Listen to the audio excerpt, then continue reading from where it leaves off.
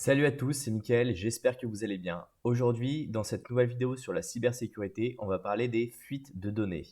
Alors oui, régulièrement, il y a des sites qui se font pirater et vos données, elles partent dans la nature. L'idée, c'est que je puisse vous montrer avec quelques sites comment on peut voir les données qui ont fuité et voir si on peut potentiellement les récupérer pour en faire quelque chose. Alors si vous êtes débutant dans le milieu de la cybersécurité, je vous invite tout de suite à aller télécharger le guide qui est disponible directement en description parce qu'il vous donnera plein de bons conseils pour débuter. Aujourd'hui, je vais vous présenter 3 sites qui sont vraiment très utiles lorsqu'on a besoin de savoir si nos données elles ont fuité ou pas. Le premier, c'est I have been pwned. Alors comme son nom l'indique, ça va regarder si jamais votre email ou votre numéro de téléphone a fuité récemment à cause de piratage de sites internet. Ici, on voit les derniers sites qui ont été ajoutés il n'y a pas longtemps. Donc on voit qu'il y a Banord, SeedPoint, SheetExpress, on a les comptes Twitter et ici on voit qu'il y a les plus grosses brèches qui ont été rassemblées.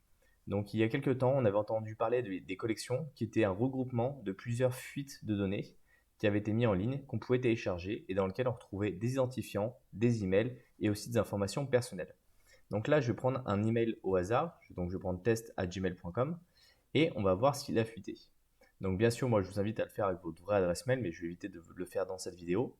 Et ici, on voit qu'il a été compromis et qu'il apparaît dans 357 brèches de données. Ici, on peut retrouver les sites sur lesquels il a été utilisé et qui ont fuité. Donc là, par exemple, si on prend le premier, ça a été une fuite de données qui a eu lieu en mars 2015 et on voit que les données qui ont été compromises, c'est l'adresse email, l'adresse IP, le nom et le mot de passe. D'où l'importance de ne pas réutiliser un mot de passe sur plusieurs sites parce que si jamais il venait à fuiter, eh ben, effectivement, on verrait qu'il y a différentes informations qui peuvent être utilisées. Ici, sur 123 RF en mars 2020, on voit qu'il y avait même l'adresse physique qui avait fuité et les noms d'utilisateurs. Donc voilà, vous avez tous ces éléments-là, je vous invite à les regarder. Donc ici, là, bien sûr, sur le test, vu que c'est quelque chose que beaucoup de personnes utilisent sur plein de sites, on a beaucoup de fuites de données différentes. Mais par exemple, pour l'utilisateur de Canva, la plateforme qui permet de faire des graphismes en ligne, en mai 2019, ils ont subi une vulnérabilité qui a permis la compromission des données. Donc on voit qu'il y a énormément de plateformes qui ont été compromises, et ça très très régulièrement. Vous avez aussi la possibilité de vous faire notifier si jamais votre email a fuité. Donc après, ça c'est à vous de voir. Ils ont fait un onglet sur le password. Donc ici, par exemple, si on tape Azerty, on peut voir si le mot de passe a fuité. Je vous déconseille en fait moi de taper votre vrai mot de passe dedans pour la bonne et simple raison qu'on ne sait pas s'il les enregistre ou pas. Il y a également aussi une API que vous pouvez interroger pour aller récupérer directement les éléments si vous n'avez pas envie de passer par interface graphique. Le second site que j'avais envie de vous présenter, c'est dhashed.com. Donc vous pouvez d'abord vous créer un compte sur le côté en bas, c'est gratuit, vous pouvez utiliser du Yopmail si ça vous intéresse, si vous n'avez pas envie de mettre votre vraie adresse email. Et ici, pareil, vous pouvez aller saisir l'adresse mail que vous recherchez et il va vous expliquer les éléments qu'il a pu trouver. Donc là, lui, il a trouvé 24 600 résultats. Donc il y a le temps de recherche, il y a le nombre d'assets qui ont été recherchés. Et ici, il dit qu'il a les données qui sont disponibles, mais par contre qu'elles sont cachées.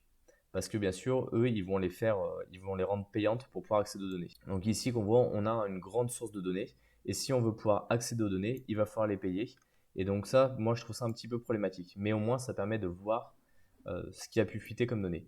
Ici, en termes de prix, on voit qu'on a différentes utilisations. On voit qu'on a différentes possibilités qui sont plus ou moins chères. Donc après, si c'est vraiment votre métier de retrouver des données sur les personnes, ça peut être financièrement très intéressant d'aller prendre un compte dessus. Mais personnellement, ce n'est pas forcément la plateforme que je préfère. La plateforme vraiment que je vais préférer, moi, c'est intelix.io. Pourquoi? Parce qu'en fait, ça nous a permis, nous, dans plein de cas de tests d'intrusion, de pouvoir récupérer des accès aux sociétés. Intelix.io, le gros avantage, c'est qu'ils mettent en avant les données qui ont été retrouvées sur Internet. Certaines sont gratuites, d'autres sont payantes. Mais par exemple, si vous mettez juste le nom de domaine de l'entreprise ou gmail.com, ce qui est énorme, ici on voit qu'on a énormément de données qui ont fuité. Alors là, bien sûr, toutes les données sont macardées, mais de temps en temps, on a des données qui sont en clair et qui sont récupérables. Alors là, à gmail.com, bien sûr, il y a des millions et des millions d'adresses mail.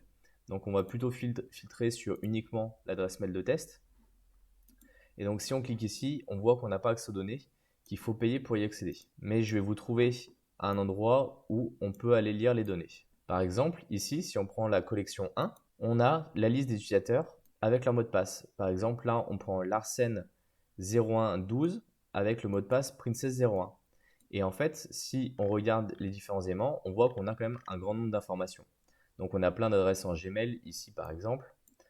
Si jamais la personne réutilisait le même mot de passe, par exemple sur des accès pour sa société, bah, potentiellement on pourrait le compromettre en l'utilisant. Mais si vous, à titre personnel, vous réutilisez les mêmes mots de passe de partout, bah, potentiellement on peut vous compromettre également d'autres accès. Donc c'est pour ça qu'il est vraiment très très important de ne pas réutiliser les mêmes mots de passe sur plusieurs plateformes. Je sais que je le redis, mais c'est vraiment essentiel parce que là on a vraiment accès à un grand nombre d'informations. Ensuite, bien sûr, si jamais vous cherchez des informations sur des fuites de données, bah, je vous invite à aller voir sur Google parce qu'il existe beaucoup d'endroits où on peut aller télécharger des bases de données. Bien sûr, après, il y a toute la partie sur le Deep Web où on pourra aller en parler beaucoup plus en profondeur, mais ça fera l'objet d'une vidéo complètement dédiée pour vraiment voir où on peut aller retrouver des données. Avant, il y avait un forum qui a été fermé par les autorités qui s'appelait Red Forum, sur lequel on pouvait trouver pareil beaucoup de données personnelles qui avaient fuité, qui étaient en vente directement. Bien sûr, c'était plus qu'illégal en fait d'aller se fournir à ces endroits-là, mais potentiellement on pouvait déjà récupérer les choses de façon totalement gratuite dessus. Dites-moi en tout cas si vous connaissiez déjà ces sites-là, si ça vous a permis en tout cas de mieux comprendre comment ça fonctionnait, de voir que finalement les fuites de données, bah, souvent elles sont assez facilement accessibles sur Internet. Si vous êtes passionné de cybersécurité, je vous invite à vous abonner à la chaîne YouTube parce que vous allez pouvoir retrouver plein de vidéos sur cette thématique-là. N'hésitez pas à la partager cette vidéo si elle vous a appris des choses. Pensez à mettre un pouce bleu, pensez à vous abonner à la chaîne YouTube et on se retrouve dans une prochaine vidéo. Salut!